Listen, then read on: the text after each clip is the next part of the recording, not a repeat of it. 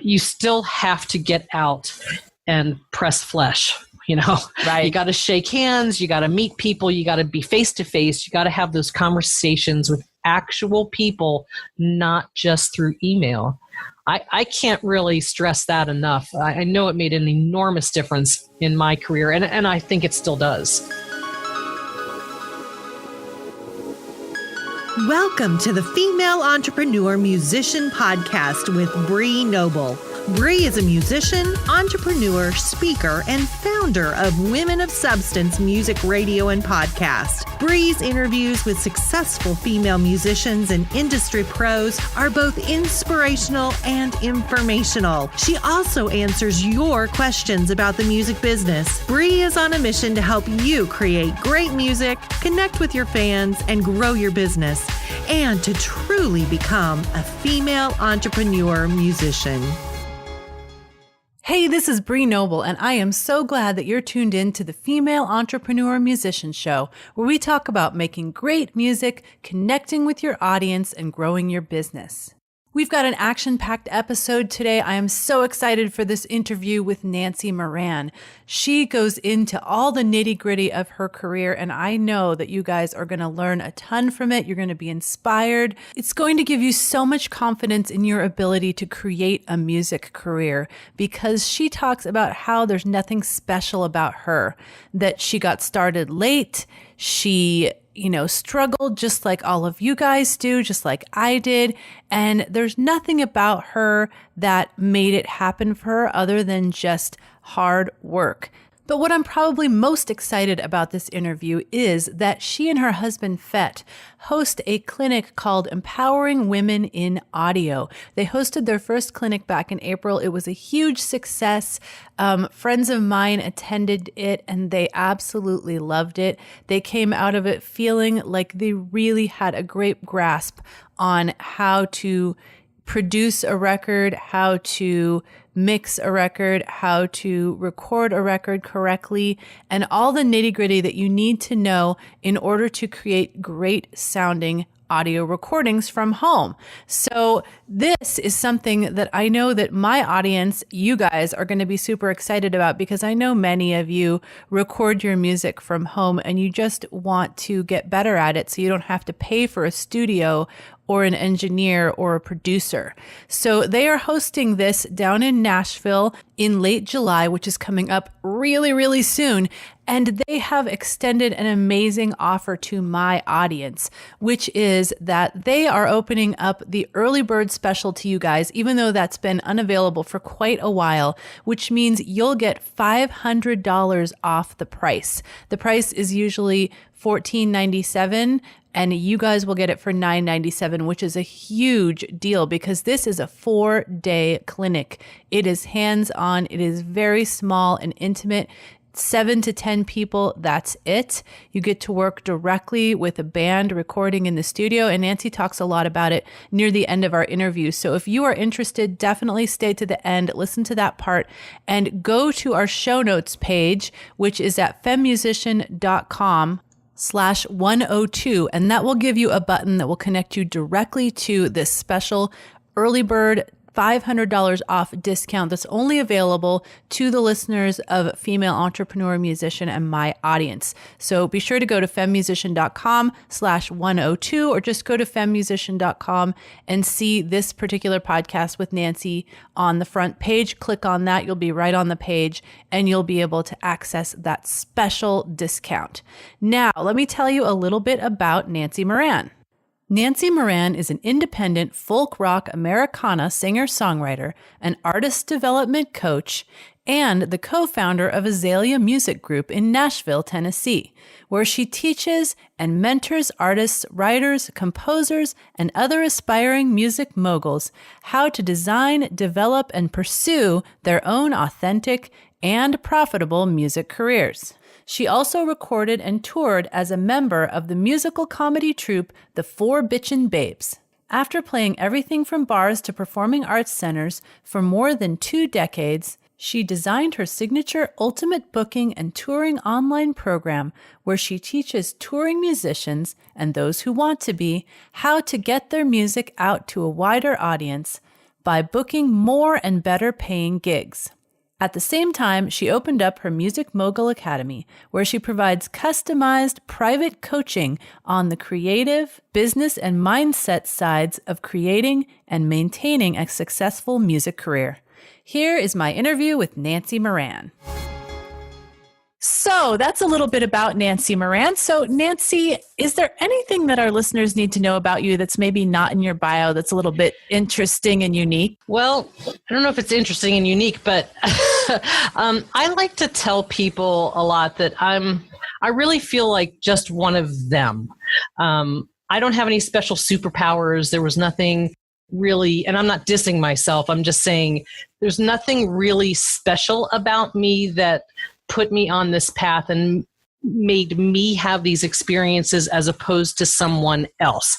I actually got into music, I consider sort of late in life. I didn't really pick up the guitar until I was in college, and I didn't play my first open mic until sometime in college or right after, and I didn't have my first gig until long after that. So and the only reason that I like to tell people that is because I want them to understand that they can relate to me and they can do anything that I'm talking about can happen for them too. And I really mean that. It's not just a platitude. That is reality. No, I love that because so many times, people are told, oh, if you haven't made it by age 28, it's over, Oh my gosh. That's so ridiculous, especially in today's music business. All of that stuff is it's just non-existent anymore. I mean, I know that the major labels are still signing 12-year-olds and things like that, but for the rest of the world. Oh, yeah, who needs them, right? We've got our own thing going. You totally don't need the major labels anymore. I don't even understand what is enticing about that. I think the only thing that's enticing about that is people who are dreaming of being the next Beyonce. And that just was never my goal. That was never my plan. So maybe that's why I don't really relate to that, especially now. I just think there's so many more opportunities for independent artists out there to really, truly make a living. And that means making money. That means making money, people. And you can do it in so many different ways. I work with some pretty odd people, and I mean that in the most loving way, because I'm an odd person. My career has been very unusual, I think. And yet it's been really interesting, and it's been very productive and very successful, I consider. I love that. So how did you get started in music? What made you pick up that guitar when you were in college? Good question. I think what made me pick it up, my parents had actually given me a guitar, I think when I was in like junior high or maybe high school, and I, played it for 3 weeks and my fingers hurt. And so I put it away and never played it again. I've been there. Yeah. I've gotten that far and given up. Oh yeah. Trying to get those calluses, man. It just sucks in the beginning. It just does.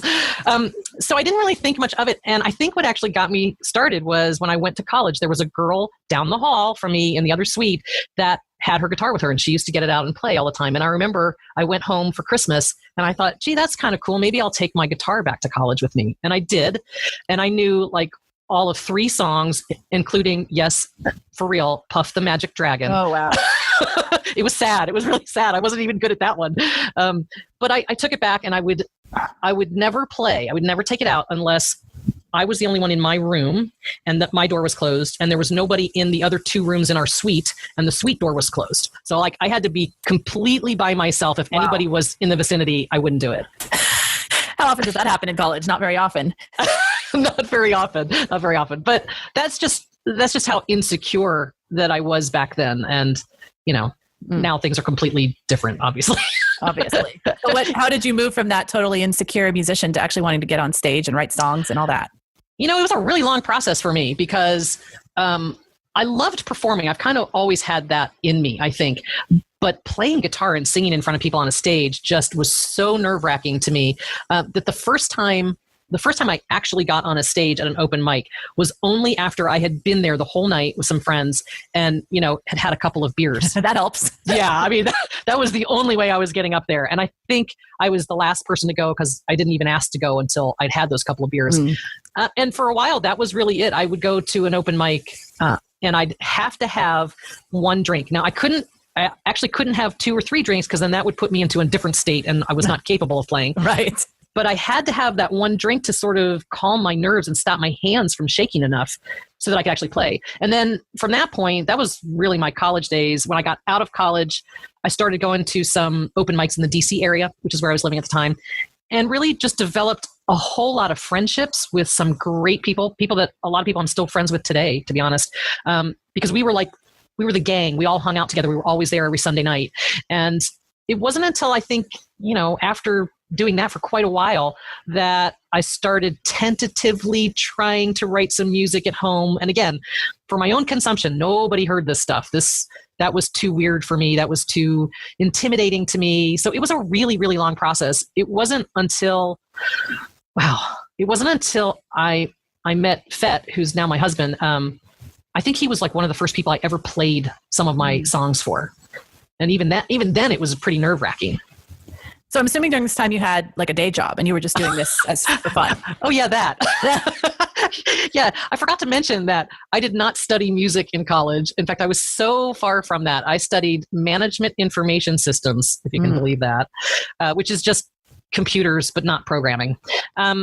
And when I got out of college, I actually worked for the executive office of the president, meaning as in like the White House, and did some boring programming job. And then I moved from that into doing training and documentation with another company. And, so I had your typical day job. I was wearing suits and pantyhose and pumps, which, to be honest, when I think about that now, feels like I'm remembering somebody else's life because I'm so far from that person.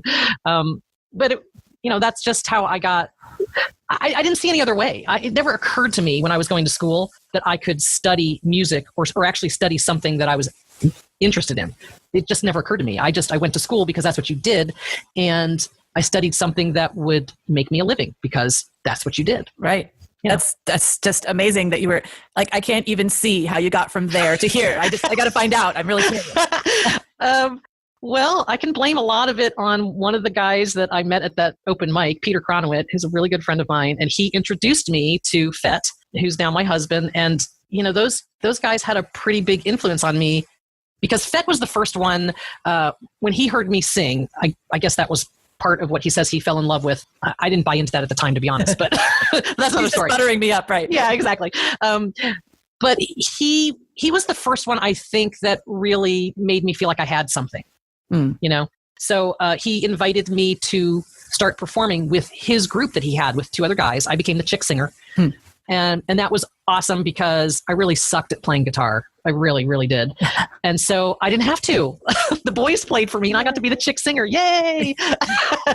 And again, we were just doing covers and playing bars, but we were just having a lot of fun. And two of the guys eventually, they were in med school at the time. And so two of the guys eventually became doctors and had to go out and work and just didn't really have time to play anymore. And that left me and Fett to perform.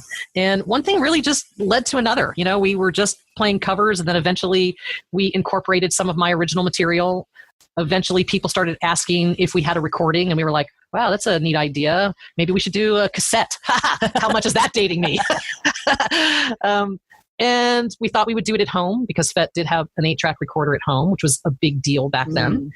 And then we took a recording class at Omega Institute in Omega Recording Studios, excuse me. They also had a school there, though, in Rockville, Maryland. And when we took the recording class, we took it thinking that we would learn all these great techniques and then go home and record the album. And instead, we decided, let's pay them a lot of money and record here because this is really cool. So we did my first album and released it in 1991. And somewhere around the time that we released it, we decided that one of us needed to be pursuing this in a more full-time fashion. And I was kind of the obvious choice because I was the songwriter and I made less money than Fett. So I quit my day job in 1991 and I guess the rest is history. Wow. So how was that for enough detail? That's pretty good. It's pretty good. It's amazing to me though, that you like jumped out and did that and quit your job and all that when you were still, I guess you had been building your confidence over these years of, you could do this thing.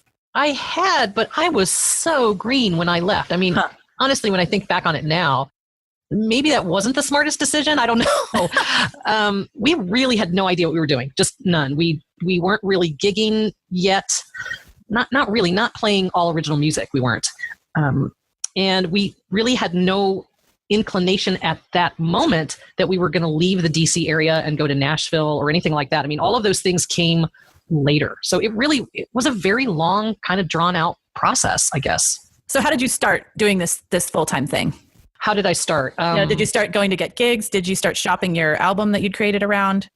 I did a little bit of that, but again, I was so green, I really had no idea what I was doing. So I made some pretty big phone calls that I probably wouldn't make today, But I think that sometimes ignorance is bliss.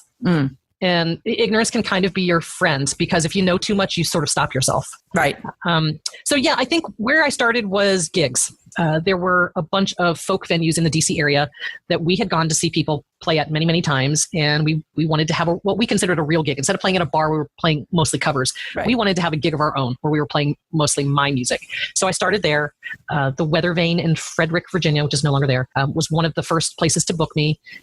And, that was really it. It was kind of just one foot in front of the other, gigging, and then what's the next step?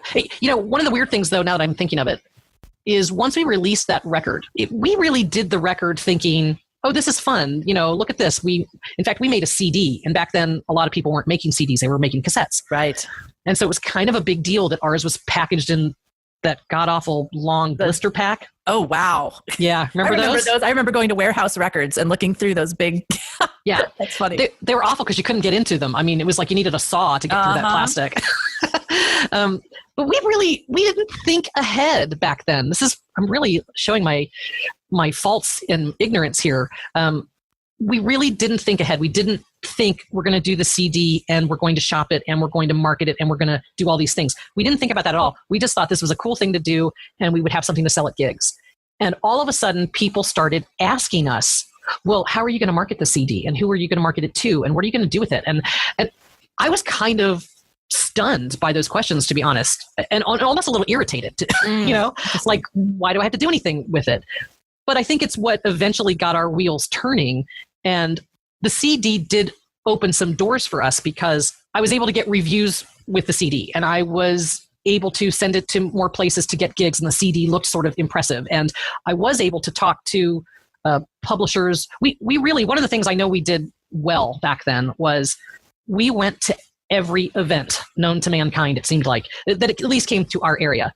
I distinctly remember going to a free WAMA event. That was the Washington Area Music Association. They had a free event on a Sunday afternoon at the Birchmere. And there were a couple of publishers from Nashville there. Christine Lavin was on that panel. Sean Colvin's producer, who I can't think of his name right now, that's horrible and that will kill me. He was on the panel, as was Michael Jaworek, who booked the Birchmere. And, these were really big people to us. And it was totally free. Mm-hmm. And we went, and there were less than 50 people in the audience that day. Wow. And we thought, what's wrong with people? Why aren't they here?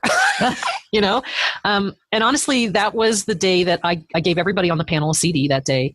And that was a Sunday. And Monday evening when I got home from work, I had a message from Christine Lavin on my answering machine, and it totally changed my life, truly. Wow. So, that was one of the things that we did was we made sure that we put ourselves out there. We met people. I guess the term nowadays is networking. They didn't really call it that back then. But the point is we put ourselves in the position of something being able to happen. Right. Not just sitting at home or hoping someone will find you. Right. Yeah. Right. Because that's not going to happen. And even in today's day and age where everything seems to happen over the internet, you still have to get out and press flesh. Right. You got to shake hands. You got to meet people. You got to be face to face. You got to have those conversations with actual people, not just through email. I can't really stress that enough. I know it made an enormous difference in my career, and I think it still does. So. No, that's a great point. So yeah, that was the next question I was going to ask you was what event kind of pushed you to the next level in your career? And it sounds like, Christine Lavin's call was a big deal. It was a huge deal. Christine, for people who don't know her, she's like folk goddess in the folk world. And she's also sort of a fairy godmother. She's helped an awful lot of people. Julie Gold, who wrote the song From a Distance. Christine Lavin was the one who got that song to Bette Midler and Nancy Griffith. And it has completely made Julie Gold's career. And there's just a ton of other people. Christine is just one of these very selfless individuals that's always promoting someone else besides herself. She's put together numerous different compilation CDs and gone on tours with lots of different groups. And she was the one who started the Four Bitchin' Babes. So getting to know Christine, having her call me on the phone, and she just started like spewing things on my answering machine about, and call this person and call that person and tell them that I said this. And she's just a fountain of information and very giving.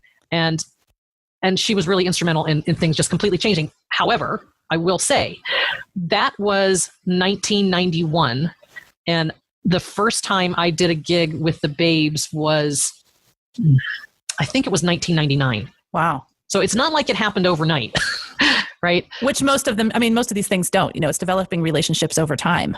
Exactly. That's exactly what it was. But there's no question that meeting Christine, giving her my CD, and then getting that reaction from her was completely instrumental. No question.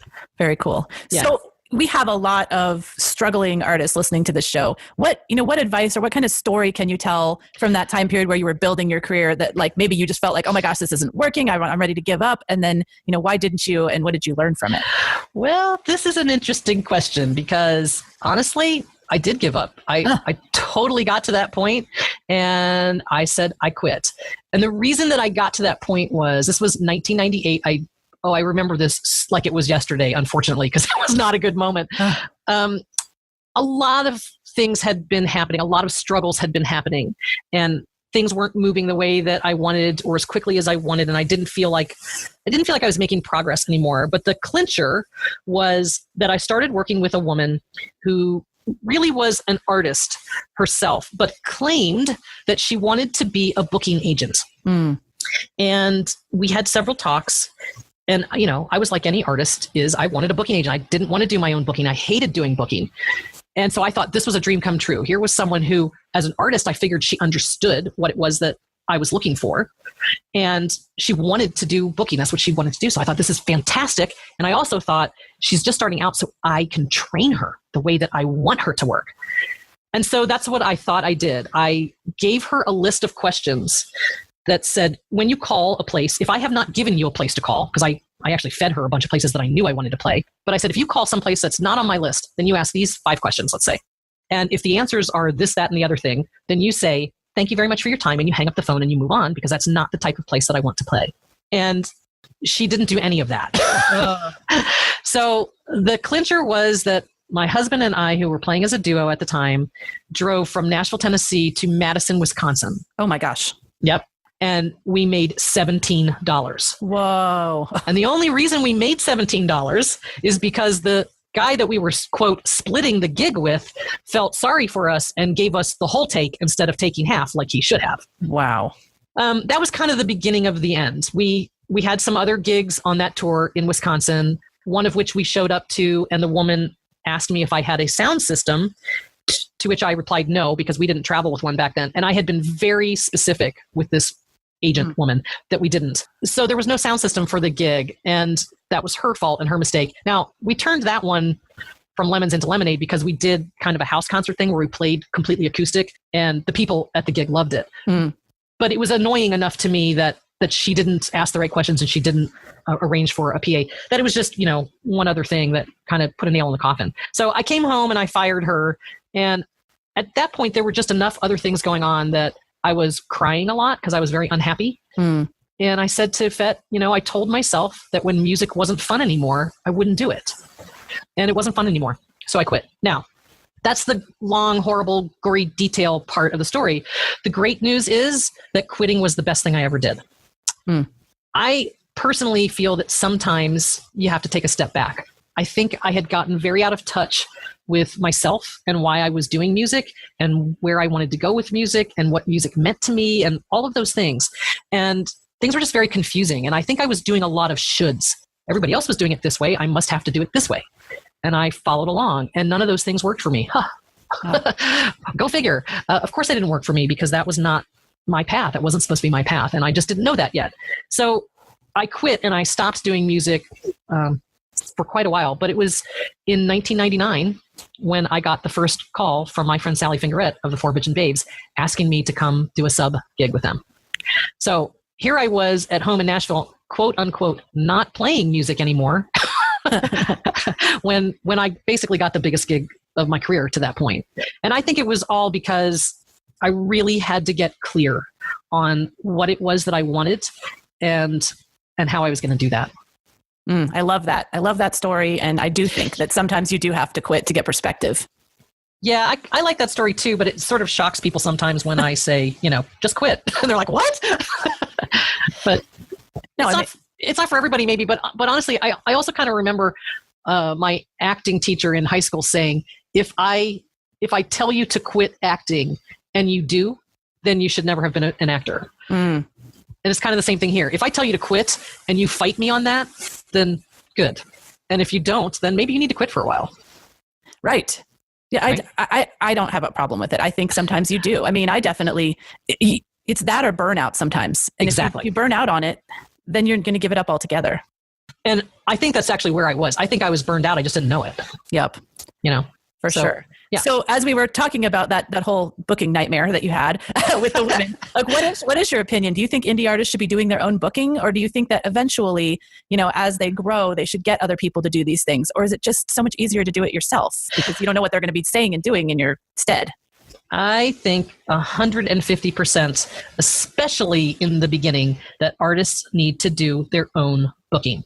Nobody wants to hear that. I know that. Nobody wants to hear that. Everybody hates it. Including myself. But I think it's the only way to really understand the business and to really understand your career, to really understand what is appealing to an audience, what is appealing to a venue, what's appealing to a promoter. How are you getting these gigs? What's important to focus on and what is kind of extraneous? I think for a lot of artists, it sort of feels like magic, or worse yet, I think it seems easy to them, like not for them personally, but they think that there are people in the world who are booking agents who it's really easy. They just pick up the phone and they call the venue and they get them a gig. So why don't they just do that? And it's not easy for anyone. And I think it's so critical that artists understand that. And I just think they get a much better understanding of how everything functions, and then what is marketable and what it is that you need to work on maybe to make yourself more marketable. Now, all of that being said, there's a big DIY push, and I'm all for do it yourself, but do it yourself doesn't mean do it all by yourself. Mm-hmm. So I think at some point you do get to a level in your career where you could hand those skills off to somebody else. I also think that's the only way you're ever going to attract a booking agent or a manager is really when you don't need them. You have to get to a point where you have enough business that it makes sense for them to take over for you. So I think that's true. I mean, for me, like when I got to the point where I didn't have to be calling out because I was getting enough people contacting me through being on my email list or, friend of a friend or referrals and all that, that's when I think having a booking agent would make sense because they could expand me into markets I didn't have control of already. Exactly. Totally. Exactly. So yeah, I think you should start by doing it and then always be open to someone else taking that over and taking it farther than you can by yourself. Because without a doubt, somebody else can help you go further when there's more people. I mean, you're going to need a team at some point. And this seems to be a sticking point for a lot of people is they're just starting out and they think they need the team right then and there. And I know it feels like you need a team right then and there because you don't know a lot, but you don't get the team until later. So you need to start by teaching yourself and by making the effort yourself and doing what you can, but also asking for help along the way. There are people who will help you. Your fans will help you if you ask them. Your friends and family might think it's really cool to help you because they don't have the talent that you do, but they'd love to be a part of it. Oh yeah, they're your biggest fans. I mean, I definitely did that. I had my mom help me with booking for a while just because the way she talked about me was never the way I would talk about myself. And, she made me sound cooler than I am. Absolutely. Absolutely. Which is great, Right. And sometimes it's just a matter of maybe you do certain tasks, but there are other tasks that you can let go of. Somebody can help you with your newsletter. Someone can help you with your social media. You might hire a publicist for a period of time. You don't have to have them on retainer necessarily, but someone might help you with a particular PR push, things like that. So there are ways that you can utilize other people and sort of create your team on the fly until you actually are at the point where you can hire a team. Yeah, definitely. Definitely do it slowly for sure. Yeah. So having done the booking yourself back in the day and having, I know you now have a course about booking and you help independent artists learn how to do it. Have you seen any changes, big sweeping changes in the booking of independent artists in the last 25 years? And I know one of them maybe house concerts, because I know you've mentioned that and I'm a big proponent of that. Right.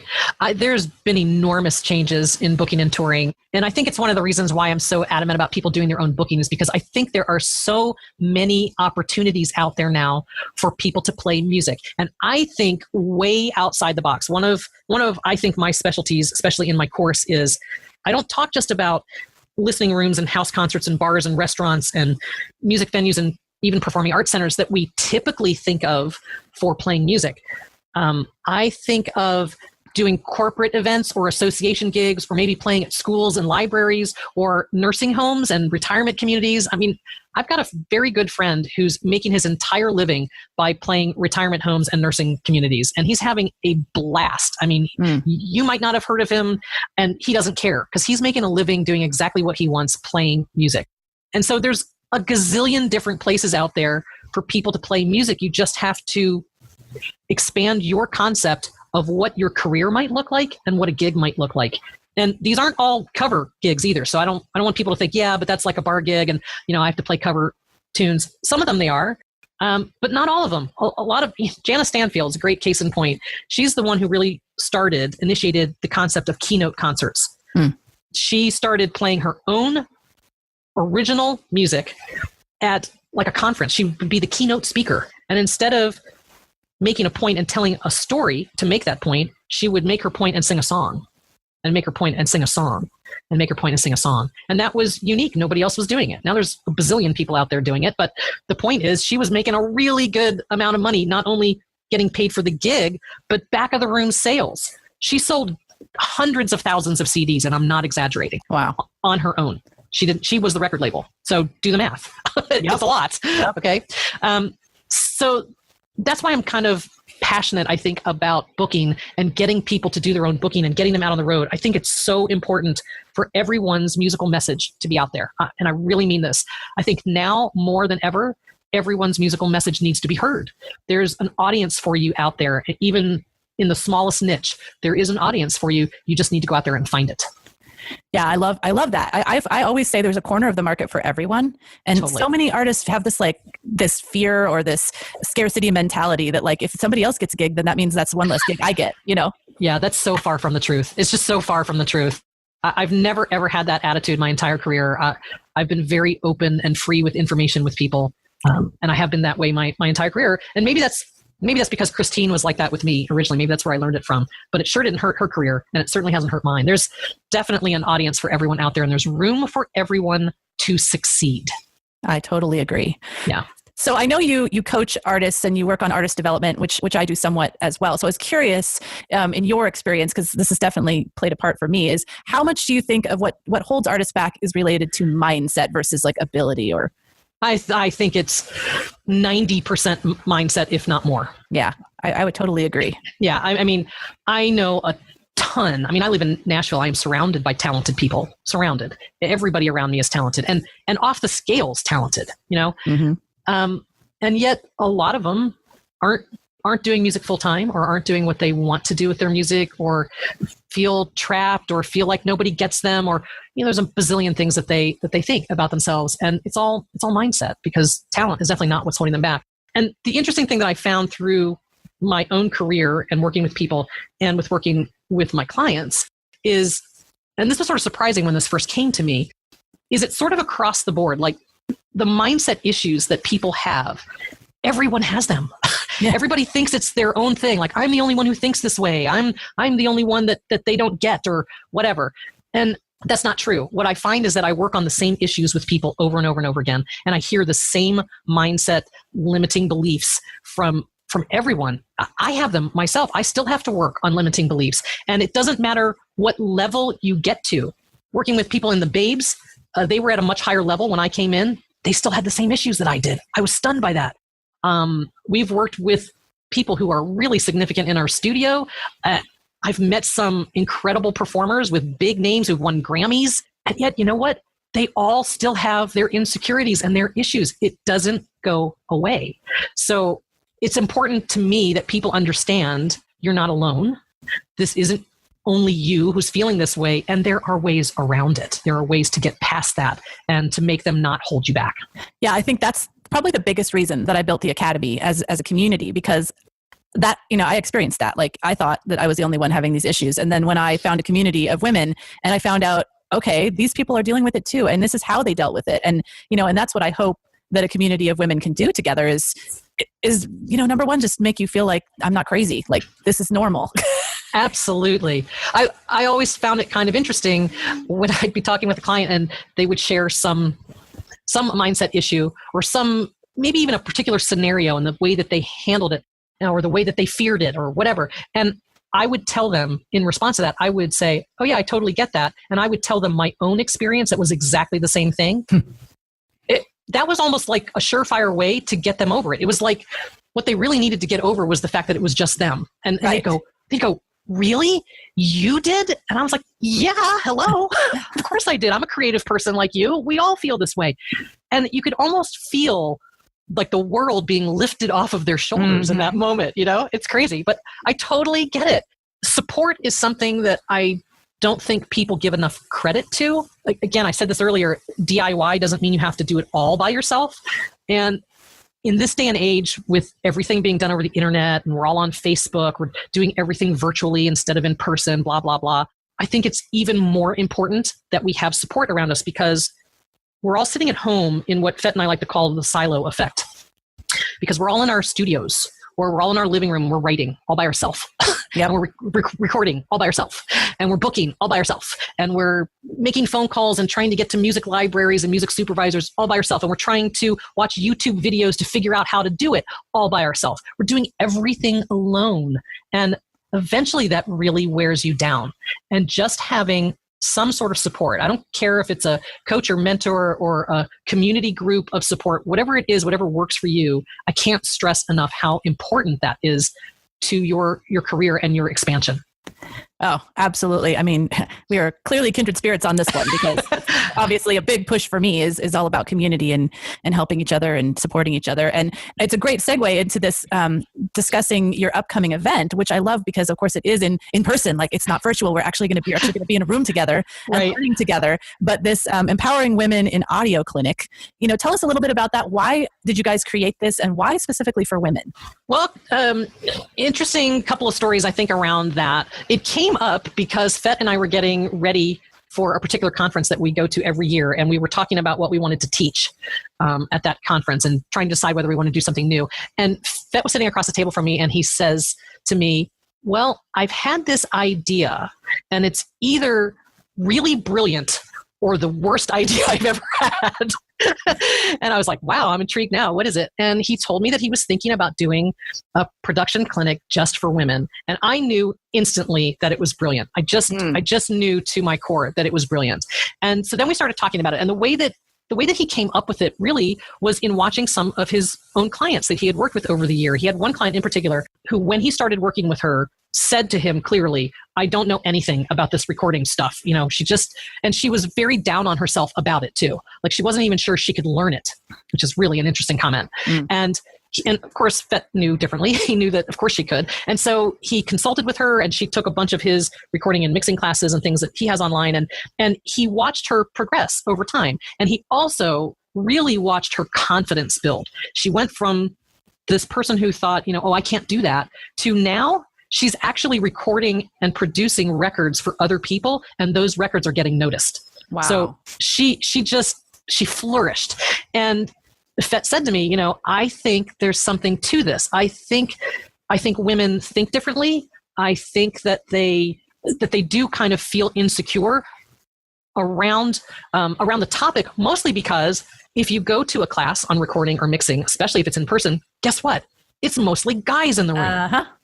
And this is no offense to guys, okay? It really isn't. We are not male bashing here by any stretch of the imagination. But guys were brought up differently. So guys don't have any trouble speaking up. They don't have any trouble asking a question.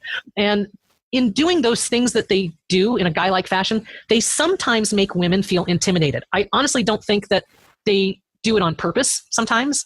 I think it's just a masculine thing. And I think that female energy can feel sort of overpowered sometimes. And so I think that's why we came up with this idea, was to have an in-person clinic where it's just women as the students. Now, the cool thing to me is it's not taught by a woman, it's taught by Fet. I'm a part of it, and I'll get to that in a second, but he's the main teacher. He's the recording guru guy. He's the one doing the teaching. And we take one song from beginning to end, from pre-production to recording to mixing to mastering, all the way through to the end. And guess what? The guys doing the recording, the band that comes in, they're all guys. And the reason for that is, in reality, women are going to have to work with men in the studio. It's just going to come up. And so we wanted this to be real world. We wanted to talk to women about why they feel a certain way around men in the studio.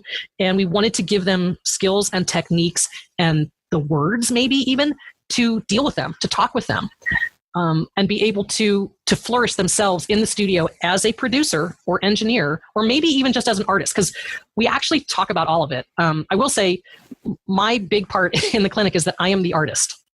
So it's my song that we're recording all the way through. And the reason for that is I'm the one who has to sit there in front of all of these people and play my parts and sing my parts. And you want to talk about intimidating? I've been doing this for a lot of years. Okay, I've recorded 4 of my own CDs, so I've been in the studio before.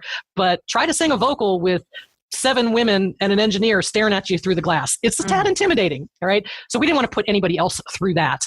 I think that's only fair. We want the women to be focused on the production end of things. But probably the coolest thing that came out of this entire process, which I think we were hoping for, but we couldn't really imagine until we did one, and we did one this past April. Was the synergy that's happened in the room with all these women. When you get women in a room like that, and it's just women, they are able to feel more comfortable with themselves. They are able to ask the questions that maybe they wouldn't ask if there were a bunch of guys in the room. They were very supportive. They instantly became their own little special clique, and I mean that in a good way. And this community happened. It sort of took on a life of its own, to be honest. And I have absolutely no doubt that the people that were in our first clinic will remain friends for life, because it was that life-changing, I think, for all of us, including me and Fet. Wow, that is very cool. I love that. And I mean, it's just kind of a bigger version of what I do at the academy. I mean, the same thing as what you said, like they're much more likely to ask the real questions and not be intimidated if it's a group of women on a Zoom call and there's no mixed company whatsoever. Absolutely. I wish that was something, this is just me personally, I really wish that as women, we could get over that. I really wish that we could feel powerful enough on a daily basis to be who we are exactly as we are and ask and say whatever it is that we're thinking at that moment and not be worried so much about how it looks or what other people might think. I wish we could get to that point, and I hope that that's the direction that we're all going. But I do think reality is we have generations of DNA and that we're really trying to overcome, generations of upbringing that I think we still need to get past. So I think right now it still is really super beneficial to just get women together and let us feel comfortable enough to do those things together. Especially in the production and engineering realm, because there really aren't. I mean, I can count maybe on 2 hands of the women that I know that are really solid, recording and producers of their own music. Absolutely. You're absolutely right. Now, the cool thing is we're starting to see a lot more of that. Like Fet's starting to see a lot more female students come through his classes. So that's cool and interesting. And we're hoping for more of that as an industry. But I think you're absolutely right. I mean, the reality still is that even in the music business as a whole, we are still the minority. Yeah. And I'm definitely trying to support that on the show. I mean, I've had April Kelly on here, and I've had, let's see who else. I know I'm going to be having Katie Marie on here, who is an amazing producer. And I'm going to be talking with Darcy Javins, who is starting a whole podcast about female mixing engineers. So I love to see this trend. But so what are all the logistics? Like, how many days is this? Like, is it totally hands-on? They're not just watching the whole time? It is somewhat hands-on, although there's a lot of it does sort of happen as they're watching, but they get to stop any time in the process to ask a question. So when we're in the middle of recording, after the take is done, they're asking the session guys, what about this? Or they're participating in producing. When we're trying to decide what to do with the song, they're giving suggestions of how to do arrangements or how fast the song should be. So there's participation. They're not necessarily touching the board just for logistics. But honestly, when Fet is able to have them do that, he has them move mics. He has them touch the faders. He tries to get them involved as much as is humanly possible. In the first clinic, we had 7 people. We specifically limited and are limiting it to 10 people or less, mostly for physical space reasons, but also because we really do want every single person to be able to participate. And we felt that by the time we get to 10 or over 10 people, it's getting just a little too unwieldy. Yep. And that 7 to 10 range is really the sweet spot. We could tell that by the first one. So it's really exclusive, and I think just a completely unique experience. I know everybody says that, but I got to say, this is really an interesting, it's an experience. It's not just a class that you're taking. It's a whole vibe. It's a whole experience. And I think that's what's really cool about it. So they're basically learning to make decisions. They're not learning which buttons to push and, all that, and like all the, how to use the software as much as just how I would make a decision as an engineer or as producer. Yeah, although, Fet gets very, very technical. I mean, he can geek out with the best of them, but I let him do the geeky stuff. So he definitely teaches, the joke with the first clinic was that everybody had questions about compression. And so he had this, they kept waiting for the day about compression, and it was kind of became this big joke. And they did actually talk about compression. And Michelle Lockie, who was in the first clinic, now says that she finally understands compression, which is so funny. So he talks a lot about why you would do things, how to think as a producer. And definitely he talks about the technical aspects of the recording. He talks, like they do a lot of mic placement, where they physically show mic placement. And he talks about what would be different. He talks about EQ settings. There's just so much, it's hard to even. Yeah, that's always one that eluded me is the EQ part. Compression too, but EQ, I'm just like, I don't know how to do this. So that sounds like it would answer a lot of questions. It does. For any of us that try to record at home. Right, absolutely. And that's what it's intended for. It's intended for people who are doing their own recording, because so many of us are these days. You almost have to. Yep. But it's not software specific. So it doesn't matter what you use at home. He talks in general terms, because every DAW has their version of whatever it is that FET's doing. And in most cases, just because he knows all of the software, in most cases, he can even tell you. If he's doing it in Cubase, he can tell you how it's done in Pro Tools, and he can tell you how it's done in Logic. And if not, they'll figure it out together. If somebody needs help with that, he'll help you figure that out. But in most cases, the participants, at least so far, knew. Well, when he was talking about a particular technique and it was done this way in Cubase, somebody in the class would say, "Oh yeah, in Logic you do blah." Okay. So everything translates. And he did that very specifically because he didn't want this to be a Pro Tools class or Cubase class. It's not about knowing a particular piece of software. It's knowing about the process and the steps that it takes to create a great recording. Yeah, for sure. I love that you guys are doing this. So the date is July 27th through the 30th. So it's 4 days, and it really truly is all 4 days. We ask that participants arrive the night before and don't leave until the next day, because we go 9 to 6 all 4 days. Wow. And it's in Nashville, right? It's in Nashville. It's here in our studio in Nashville, and we'll give people all of the information that they need once they're coming. But you can go to our website, azaleamusic.com, to find a link to it, or you can go directly to empoweringwomeninaudio.com, and that will take you directly to an information page all about the clinic and how you can sign up. Perfect. And I will have a link on our show notes here that will give you guys a special deal. So I don't know what it is yet, but it's going to be great. So I'll let you know at the beginning of this podcast before it airs. You'll know what the special deal is for all the listeners of the Female Entrepreneur Musician podcast. Absolutely. We're gonna make a very special deal for your listeners. Cool. So thank you so much for just delving into all this awesome information about your music career and all the things that you guys are doing. Where is it best for people to find information about you as a musician? Well, really, as a musician, I do have my own website, nancymoran.com, but I'm not touring much these days. I came off the road in 2012 and mostly focusing on being an artist development coach. Although we're kind of in the same boat on that one too. I'm kind of like a little bit retired, but well, travel isn't as glamorous as people think that it is. Yep. Although, hey, if somebody wants to have me for a house concert, I'm open. So, but you can mostly find everything you need to know about me and FET and our company and everything that we're doing really on azaleamusic.com. That's Azalea like the flower. So it's AZALEA music.com, and everything else kind of links from there. You can find us on Facebook too, but go to our website first and everything will link from there. Perfect. Thank you so much for lending all your wisdom and experience. And I know that all the listeners they're going to learn so much from this, but not only that, it's going to help them remember that they're not alone. The stuff that they're going through, we've all gone through that. And we may, Nancy may look like she's amazingly successful, but she had low times too. Absolutely. Just like you guys may be going through right now. So, as she said at the beginning, which I love what you said, I'm not special. Anyone could do what I did. I love that.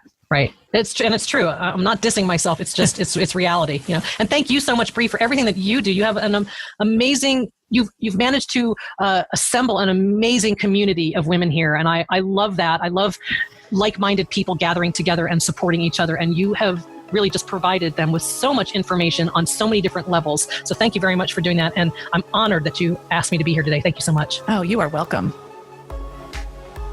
Now go out and make great music, connect with your fans, and grow your business. Female Entrepreneur Musician has been brought to you by FEMusician.com and FemaleMusicianAcademy.com.